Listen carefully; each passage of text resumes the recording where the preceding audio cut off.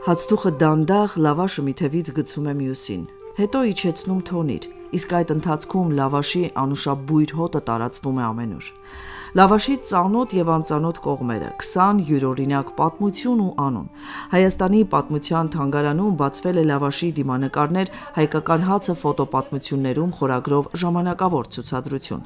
Այն նախաձեռնել է Երեմյան ընկերությունների խումբը Հայաստանի պատմության թանգարանի հետ միասին։ Ցուցադրված լուսանկարներում միահյուսվել էին հացթուխի վարպետությունն ու լուսանկարչի հմտությունը, ստեղծելով լավաշների շարք, որոնցից յուրաքանչյուրն ուներ իր գույնը, ձևը ու պատմությունը։ Ամեն լավաշի դիմանկար ունի իր պատմությունը, իր համը, հոտը, իր դիմագծերը, իր հացթուխի սիրով արտահայտված այդ դիմագծերը, օրինակ այստեղ ունենք արև լավաշ, ունենք լավաշիկ, ունենք ծաղիկ լավաշ, ունենք կուտ գնացած լավաշ, խաշի լավաշ եւ լավաշների բազմազանությունը իրենց յուրահատուկ անուններով արդեն վկայում է կամ խոսում է այդ լավաշի գործածության կամ իր ճակատագրի մասին։ Ցուցադրության գաղափարը ծնվել էր դեռ մի քանի տարի առաջ, երբ այն առաջին անգամ ներկայացվեց Երեմյան ընկերությունների խմբի լավաշ ռեստորանում։ Մեծ արձագանքից հետո որոշվեց այն ընդլայնել, նպատակ ունենալով եւս մեկ անգամ հիշեցնել, որ լավաշը մեր ինքնության մասն է։ Լավաշը ըստ էության հանդիպում է մեզ դեռևս հին ժամանակներից, մեր դյուցազուններին ուղեկցող ուժ եւ զորություն տվող կարևորագույն գործիքներից մեկն է եղել։ Մենք ժամանակ առ ժամանակ պետք է կանգ առնենք եւ լավաշը ոչ միայն օգտագործենք որպես մեր ուտեստի մի մասնիկ, սեղանի այսպես գեղեցկուի, այլ նաեւ մտածենք, հասկանանք ինչ իմաստային խորը արժեքներ կան թաքնված էստեղ, ինչ չէ նաև մեր ծիսակարգում։ Հայաստանի պատմության թանգարանի մշտական ցուցադրությունում արդեն ներկայացված են հացին վերաբերող հնագիտական նյութեր։ Հայաստանի պատմության թանգարանի համար իսկապես կարևոր է նման նախաձեռնությունները, որովհետև թանգարանը իրականացնելով իր հիմնական առաքելությունը, այն է հավաքել, պահպանել եւ սերունդներին փոխանցել մեր մշակութային ժառանգության արժեքները, կարևորում է նաեւ դրանց կենթանի պահելու այսպես միտումը եւ շարունակականության ապահովելու միտումը։ Այդ տեսանկյունից այս ցուցադրությունը վառ ապացույցն է այն բանի, որ մենք կարող ենք համատեղ իրականացնել այդ կենթանի պահելու կարևոր առաքելությունը եւս, որ դրանք բացի թանգարանային տարածքից, բացի թանգարանացված վիճակից նաև ավելի լայն հանրություն դուրս գան եւ ապրեն իսկապես մեր ժողովրդի մեջ ու մեր ժողովրդի կենցաղում։ Ջուրը, որով խառնում են հացի խմորը, պիտի խաչակնքել, որ չարը խափանվի, հիշեցնում է թանգարանի ազգագրության բաժնի գիտաշխատող Աստղիկ Իսրայելյանը։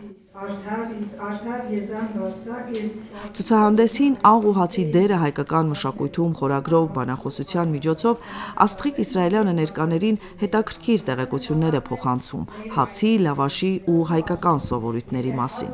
Շեշտում, աղ ու հաց ասելով առաջին հերթին պետք է հասկանալ հյուրասիրություն։ Հացը համարվել է սրբություն, հացը համարվել է չարխափան, բարիք բերող, աղը նույնպես համարվել է մաքրագործող,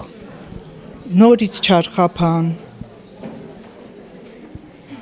եւ դրանց հետ կապված առարկաներն են շատ հետաքրքիր, որ մենք ունենք մեր թանգարանում հրաշալի առարկաներ կապված աղի, հացի եւ հյուրասիրության հետ։ Հյուրասիրություն ասելով նկատի ունեմ սփռոցները, սրբիչները, անձեռոցիկները եւ ինչու սրբիչները, որովհետեւ հյուրը նախ անպայման պետք է ձեռքերը լվանար, հետո նոր նստեր սեղան։ Աստղիկ Իսրայելյանի խոսքով կարևոր է պահպանել հացի ոգին, որպիսի այն շարունակի լինել միջնորդ մարդու ու Աստծո միջև։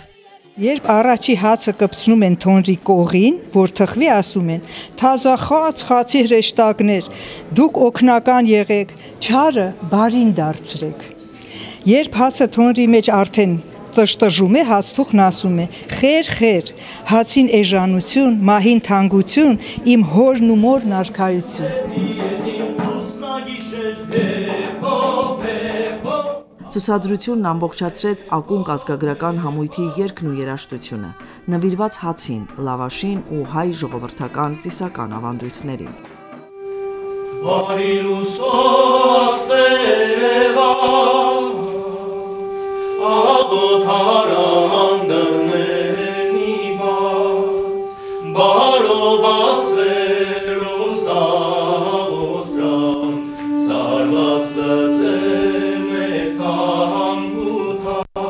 Այս ցուցահանդեսը ոչ միայն հացը ներկայացրեց որպես կերակուր, այլ որպես պատմություն, հիշողություն եւ հոգեվոր արժեք։ Այս միջոցառումը եւս մեկ փոքրիկ ներդրում է հացի, լավաշի հանրահռչակման գործում։ Ինչպես նշում են Երեմյան ընկերությունում, հնարավոր է հաջորդ տարի լավաշի դիմանկարները նորից բարձրանան թմրից, արդեն այլ հարթակում, կրկին հիշեցնելու, որ լավաշը պարզապես հաց չէ, այլ մեր ինքնության խորհրդանիշը։ Արմինե Գևորգյան, Սամվել Գալստյան, Ռադիո 1։